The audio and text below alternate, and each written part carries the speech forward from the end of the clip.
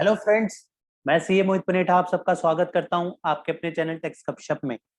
आज की ये वीडियो बहुत ज्यादा इंपॉर्टेंट रहने वाली है क्योंकि इसमें हम डिस्कस करने जा रहे हैं कुछ ऐसे इंपॉर्टेंट एक्सपेक्ट जो कि हमारे लिए बहुत ज्यादा जरूरी हो जाते हैं।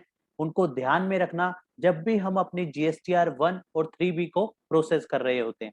काफी केसेस में ऐसा देखा गया है कि हमारी रिटर्न्स में जो है मिसमैच निकल के आता है और जो कि हमारे को जब हम अपनी एनुअल रिटर्न फाइल करते हैं वहां पे भी इशू क्रिएट होता है। जब भी हम अपने डाटा को रिकंसाइल करते हैं वहां पे इशू क्रिएट होता है। उसकी रीजनिंग को जानने के लिए हमें थोड़ा इन डेप्थ जाना होगा और समझना होगा कि ये प्रॉब्लम एक्चुअल में आती क्यों है।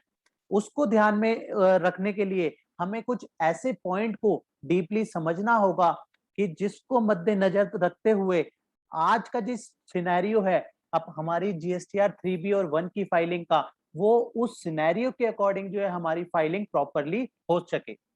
हमें ध्यान में रखना होता है जैसे कि अब हमें पता है हमें रूल 36(4) का कंप्लाई करना है। हमें साथ ही साथ देखना है कि हमें सेक्शन 16, 17, 18 के अकॉर्डिंग हम जो है अपना आईटीसी जो क्लेम कर रहे हैं वो सही कर रहे हैं कि नहीं कर रहे। उसके अलावा अदर फैक्टर्स का भी हमें ध्यान रखना होता है।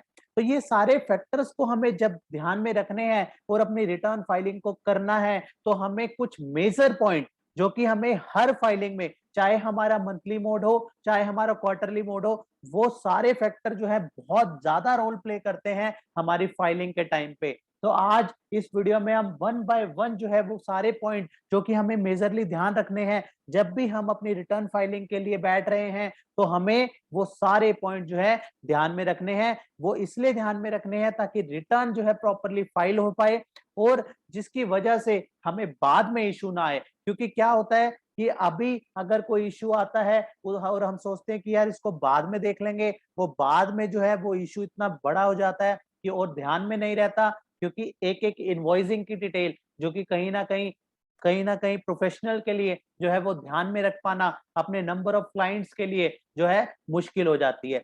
इसलिए आज की ये वीडियो बनाने का पर्पस बेसिकली ये था कि हम इस वीडियो में वो सारे पॉइंट लेके चल सकें जो कि हमें फाइलिंग के टाइम पे ध्यान रखना है। तो इसको हम शुरू करेंगे हमारे बेसिक स्ट्रक्चर से, जहां पे हम सबसे पहले जो हम करते हैं, सबसे पहले हम क्या काम करते हैं, जो भी हमारा सॉफ्टवेयर होता है, चाहे हमारा जो भी अकाउंटिंग सॉफ्टवेयर है, बिजी टैली आइदर और कोई भी जिसके थ्रू हम अपनी जीएसटीआर 1 और 3B को फाइल कर रहे हैं, चाहे हम डायरेक्टली जो है रिटर्न फाइलिंग कर रहे हैं जो कि मेजरली केसेस में नहीं रहता, किसी ना किसी टूल का, किसी ना किसी सॉफ्टवेयर का हम लोग यूज करते हैं अपनी फाइलिंग के लिए। तो उस सॉफ्टवेयर में हमें बेसिकली सबसे पहले क्या बात ध्यान में रखनी है, वन बाय वन हम आज की इस वीडियो में डिस्कशन करेंगे। राइट, तो सबसे पहले हम बात करने जा रहे हैं कि क्या क्या हमें ध्यान रखना है अपनी रिटर्न फाइलिंग से पहले।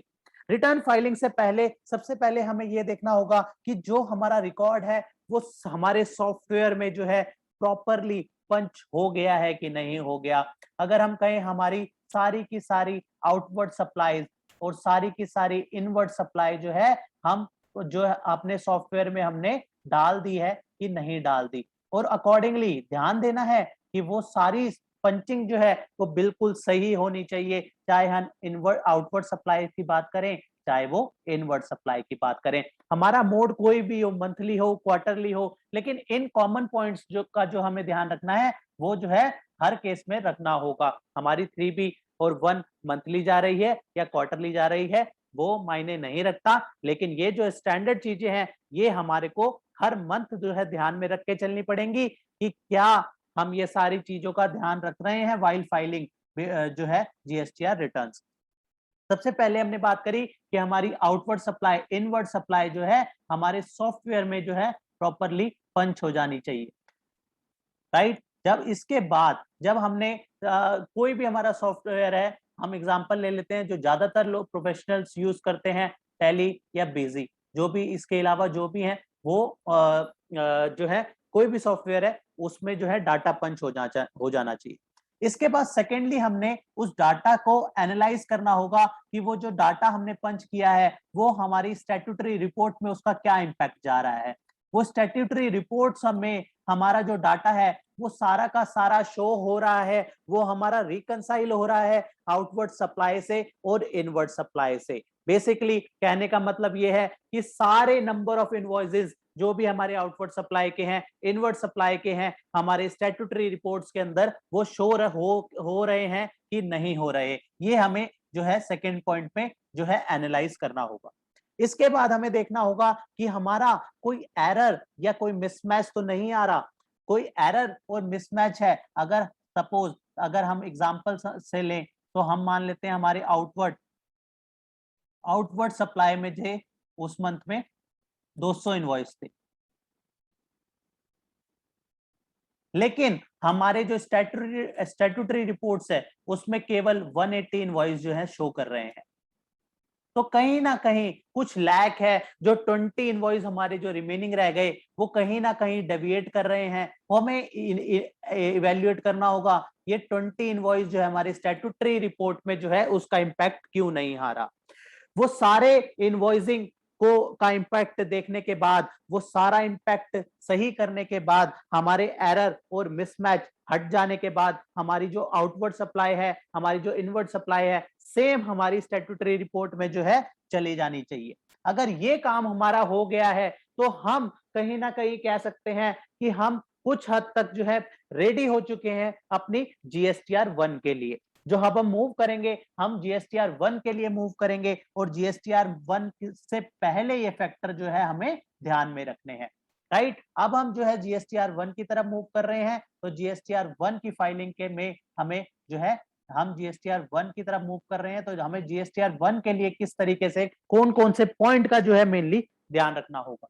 अब हम GSTR 1 जो है अपनी जो है खोल चुके हैं, तो अब हमें GSTR 1 में जो है देखना है कि सारे के सारे जो है इनवॉइसिंग की वैल्यू जो है करेक्ट आ रही है कि नहीं आ रही। हमने जो ऊपर एग्जांपल लिया था कि हमारे 200 इनवॉइसेस थे, जिसमें से 180 जो है पहले स्टैट्यूटरी रिपोर्ट में जो है ट्रैक हो रहे थे, वो 20 नहीं हो रहे थे। 20 को हमने सही कर लिया, तो हमारे अब 200 के 200 इनवॉइसेस जो हैं वहां शो हो रहे हैं। अब ये 200 इनवॉइस जो शो हो रहे हैं वो B2B इनवॉइसेस भी होने चाहिए, हो सकते हैं, वो B2C भी हो सकते हैं, वो एक्सपोर्ट से रिलेटेड भी हो सकते हैं। तो इस तरीके से जितने जो भी केस रहेंगे तो हमें एनालाइज करना होगा कि 200 के 200 की बाइफरकेशन जो है वो करेक्ट मैनर में शो हो रही है कि नहीं हो रही। वो B2B उन 200 में से अगर 120 इनवॉइस B2B के हैं और 30 इनवॉइसेस B2C के हैं और बाकी एक्सपोर्ट के हैं, तो इसी मैनर में जो है हमारा डाटा जो है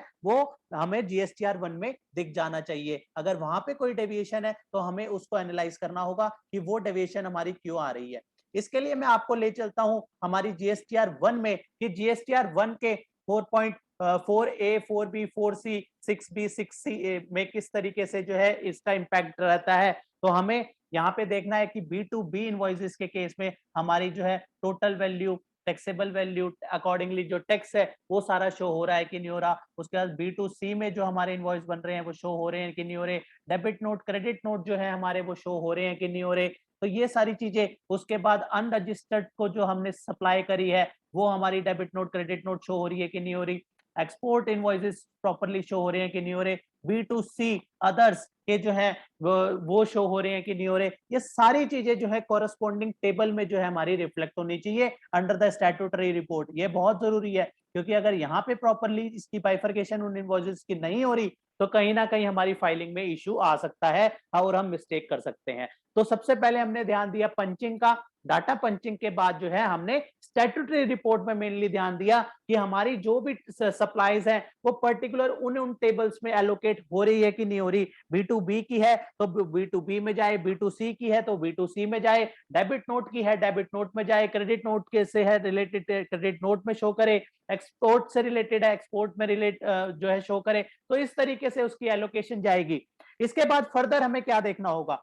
फर्दर हमें देखना होगा कि ये सब डाटा जो है हमारे पास टेबल नंबर 12 का हमने मेनली ध्यान रखना पड़ेगा, क्योंकि पहले जो होता था अब वो बात नहीं चलेगी। अब हमारे लिए मैंडेटरी है जो है HSN डालना। तो ऐसे केसेस में, काफी केसेस में ये भी देखा गया है कि HSN में जो है कई लोग ध्यान नहीं दे रहे हैं, जो कि अब मैंडेटरी है, तो प्लीज इसको भी ध्यान में रखिए। और जैसे कि वहां पे हमें जो हमारी कंबाइंड जो सप्लाई है उससे रिलेटेड जो हमारी टैक्सेबल वैल्यू है, जो टैक्स है, और जहाँ पे इनवॉइस वैल्यू, ये सब शो होना चाहिए। जैसे कि यहाँ पे इसमें एरर आ रहा था, यहाँ नॉट एप्लीकेबल दिखा रहा है, यहाँ पे टोटल इनवॉइस वैल्यू जो है आनी चाहिए। तो इस तरीके से जो है इसको, इसलिए मैंने इसको अलग से मार्क किया है। तो यहाँ पे कहीं ना कहीं हमें ध्यान में रखना होगा कि इस तरीके से जो है हमारी जीएसटीआर 1 में उसका इम्पैक्ट जो है शो हो रहा है कि नहीं हो रहा।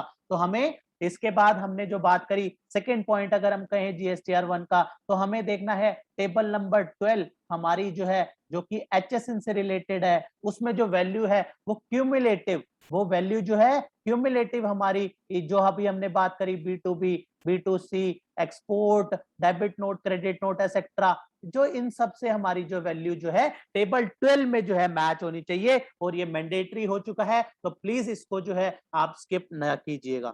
और उसके बाद अगर हम बात करें जीएसटीआर 1 में जो हमें ध्यान रखना है, तो हमें टेबल नंबर 13 का भी ध्यान रखना होगा, जो कि डॉक्यूमेंट इशूड के बारे में बात करता है, जो कि हमारे को बताता है कि यहाँ से इस सीरीज से लेकर इस सीरीज तक जो है इस पीरियड में जो है सप्लाई हुई है, इतने इनवॉइसेस जो है इशू करे गए हैं, इतने डेबिट नोट इशू करे गए हैं। तो इस तरीके की इनकी एलोकेशन भी जो है टेबल नंबर 13 में जो है हमें देखने को मिलेगी। तो ये जो है मस्ट जो हमें देखना ही देखना है जब हम अपनी जीएसटीआर 1 फाइल कर रहे हैं। इसका मतलब ये नहीं है कि सिर्फ यही पॉइंट देखने हैं, इसके अलावा जो अदर फैक्टर्स हैं वो भी कंसीडर करने बहुत जरूरी है। लेकिन जो मेजरली देखा गया है, जहां पे कई बार लैक हो रहा है, और जहां पे जिसका रिजल्ट ये आ रहा है कि हमारी 3B1 मैच नहीं हो रही, और या फिर हमारी रिकंसिलेशन प्रिपेयर नहीं हो पा रही है हमारे डाटा के साथ, और जिसका रिजल्ट जो है हमें फिर दिक्कत आती है फाइनलाइजेशन में।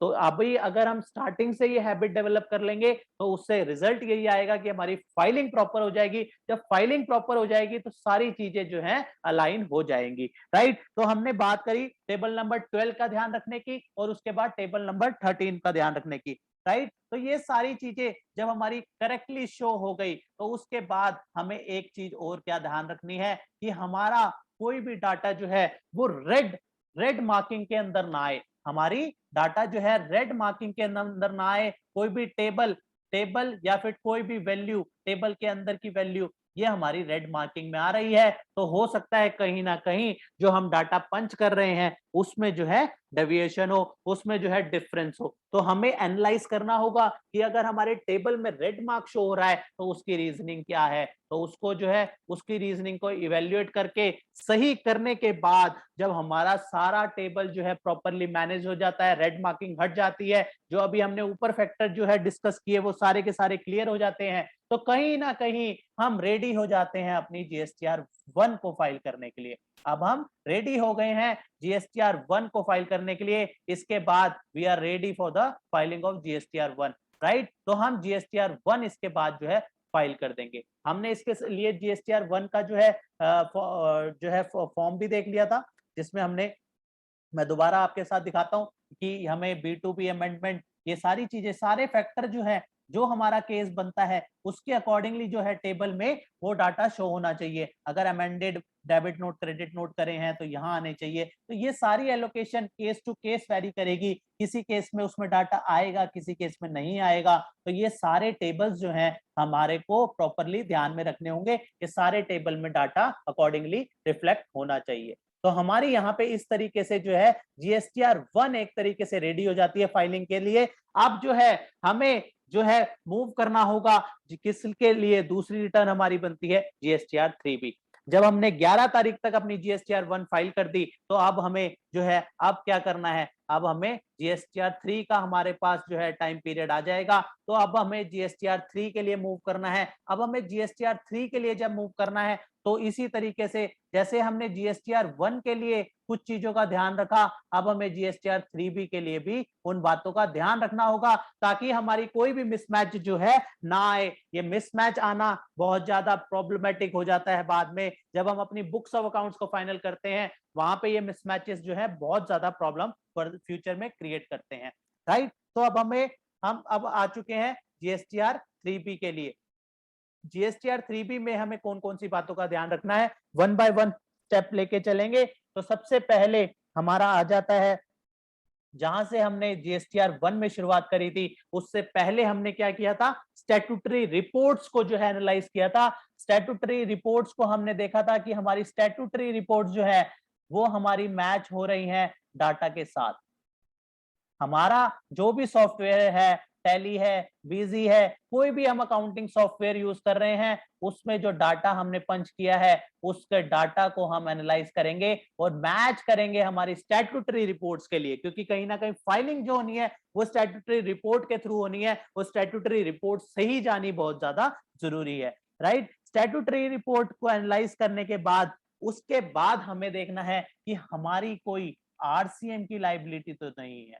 अगर हमारी कोई आरसीएम की लाइबिलिटी तो नहीं है, आरसीएम का क्रेडिट भी मिल जाएगा, लेकिन उसकी डिक्लेरेशन सही से करेंगे। पहले हम देखेंगे आरसीएम की हमारी लाइबिलिटी बनती है, उसकी प्रॉपरली बुकिंग करेंगे, उसकी वैल्यू सही से शो होनी चाहिए हमारी स्टैट्यूटरी रिपोर्ट के अंदर, हमारे आउटवर्ड सप्लाई के टेबल्स में, हमारी इनवर्ड सप्लाई के टेबल्स में उस आरसीएम की वैल्यू जो है सही आनी चाहिए। इसलिए मैं यहाँ पे लिख देता हूं कि आरसीएम का जो इंपैक्ट है हमें स्टैट्यूटरी रिपोर्ट के अंदर देखना है कि उसका इंपैक्ट जो है बिल्कुल करेक्टली आ रहा है कि नहीं आ रहा, राइट। इसके बाद हम GSTR 3B के थर्ड पॉइंट की अगर बात करें तो थर्ड पॉइंट में हमारा आ जाता है एक तरीके की मैचिंग। इसको हम कहेंगे हमें आईटीसी को मैच करना है। हमारी जो थर्ड पॉइंट निकल के आता है आईटीसी की मैचिंग का आता है, हमें आईटीसी को मैच करना होगा हमारी GSTR 2B के साथ। अब जैसे कि हमें पता है हमें 2B के लिए जो है कुछ टाइम तक वेट करना पड़ता है। GSTR 1 हम जो है 11 तारीख तक फाइल कर देंगे, लेकिन हमें जो है कुछ दिन का वेट करके फिर 14 तारीख से जो है हम GSTR 3B के लिए जो है हमारी कहानी शुरू हो जाती है। वहां पे हमें जो है आईटीसी का मैचिंग करना होगा कि हमारे जो हम अपनी स्टैट्यूटरी रिपोर्ट के अंदर जो हम अपने आईटीसी दिखा रहे हैं फॉर द इनवर्ड सप्लाईज, क्या वो सारे के सारे GSTR 2B में रिफ्लेक्ट हो रहे हैं कि नहीं हो रहे। अगर वो 2B में रिफ्लेक्ट नहीं हो रहे, then we are not eligible to take ITC of that invoice. Maximum हम रूल 36(4) के रिगार्ड में जो है हम कितना और क्रेडिट ले सकते हैं। रूल 36(4) हमें कहता है कि मैक्सिमम आप 5% का क्रेडिट और ले सकते हैं ऑफ द एलिजिबल आईटीसी का मैक्सिमम 5% का क्रेडिट और ले सकते हैं। इसके अलावा आपको क्रेडिट जो है नहीं मिलेगा। तो इसलिए बहुत ज्यादा हमारे लिए जरूरी हो जाता है कि हम GSTR 2B को जो है प्रॉपरली चेक करें, प्रॉपरली इवेल्युएट करें, और उससे मैक्सिमम अगर हमारे पास कोई ऐसे इनवर्ट सप्लायर्स हमने लिए हैं जो कि हमारे 2B में नहीं आ रही, तो हम मैक्सिमम 5% का और क्रेडिट ले सकते हैं। इसके अलावा हमें जो है रूल 36(4) अलाउड नहीं करता। अगर हम अभी तक का क्रक्स समझे तो हम इसका क्रक्स निकालने के लिए मैं आपको क्रक्स पार्ट लिख देता हूं। तो क्रक्स पार्ट में हमें क्या ध्यान रखना है, क्रक्स पार्ट में हमें यह ध्यान रखना है कि जब हम अपनी GSTR 1 फाइल कर रहे थे, जब हम अपनी GSTR 1 फाइल कर रहे थे, तो हमें हमारी आउटवर्ड सप्लाई का ध्यान में रखना है। हमें अपनी आउटवर्ड सप्लाई का ध्यान में रखना है कि हमारी सारी आउटवर्ड सप्लाई जो है वो प्रॉपरली पंच हो गई है कि नहीं हो गई। कहीं ऐसा ना हो कोई आउटवर्ड सप्लाई रह जाए जिसकी वजह से जो रेसिपिएंट है उसको जो है क्रेडिट लेने में प्रॉब्लम हो। और बाद में जब हमारी GSTR 3B का टाइम पीरियड आ जाता है, तो 3B के टाइम पीरियड के लिए हमें क्या ध्यान में रखना है मेनली, कि वो एज पर GSTR 2B हमारी मैचिंग होनी चाहिए। GSTR 1 में आउटवर्ड सप्लाई को हम कह देते हैं, उसके साथ में हमें आरसीएम के जो है इम्पैक्ट देखना होगा, राइट। आरसीएम का इम्पैक्ट हमें जो है कंसिडर करके चलना होगा, राइट। आरसीएम का इम्पैक्ट साथ में हम इसको जोड़ देते हैं, राइट। तो हमें ये फैक्टर जो है ध्यान में रखने होंगे। इसको हम क्रक्स पार्ट में कह सकते हैं कि हम अपनी जब GSTR 1 और GSTR 3B जब हम फाइल कर रहे हैं, तो हमें क्या जो है बहुत ही जरूरी जो है, जब भी हम, चाहे हमारा मंथली मोड है, क्वार्टरली मोड है, वो मायने नहीं रखता, लेकिन हमें कुछ फैक्टर का, कुछ प्रोसेस का जो है प्रॉपरली ध्यान रखना होगा। ये जो हमने जो पॉइंट समझे, ऐसा नहीं है सिर्फ हमें यही पॉइंट देखने हैं, इसके अलावा जो अदर फैक्टर है उसको भी हमें ध्यान में रखना है। लेकिन ये जो हम पॉइंट डिस्कस कर रहे हैं, ये नॉर्मली ज्यादातर केसेस में देखे जा रहे हैं कि यहाँ पे डेविएशन हो रहा है, जिसकी वजह से बाद में जो है क्लाइंट को प्रॉब्लम क्रिएट हो रही है, मिसमैचेस आ रहे हैं, रिकंसिलेशन बनने में दिक्कत आ रही है। तो इसलिए ये पॉइंट जो है हमें कहीं ना कहीं नोट डाउन कर लेने चाहिए, ताकि जब भी हम फाइलिंग करें, हम एज अ प्रोफेशनल फाइल करें, या हम स्टाफ जो है उस चीज को देख रहा है, इवेल्युएट कर रहा है, या वो डाटा पंचिंग कर रहा है, अगर उनके सामने ये लिस्ट होगी तो उनके लिए काफी इजी होगा जो है इस लिस्ट के अकॉर्डिंग भी स्टेप को परफॉर्म करना। तो कहीं ना कहीं हमें इसको साथ में जो है नोट डाउन कर लेना चाहिए, राइट। अब हमारा फिफ्थ पॉइंट जो बनता है जीएसटीआर 3B के लिए, तो हम उसको कहेंगे कि हमें अब जो है डाटा मैचिंग करनी है। डाटा मैचिंग किस तरीके से करनी है, अभी हमने ऊपर जो है उसको जीएसटीआर 2B से मैच कर लिया,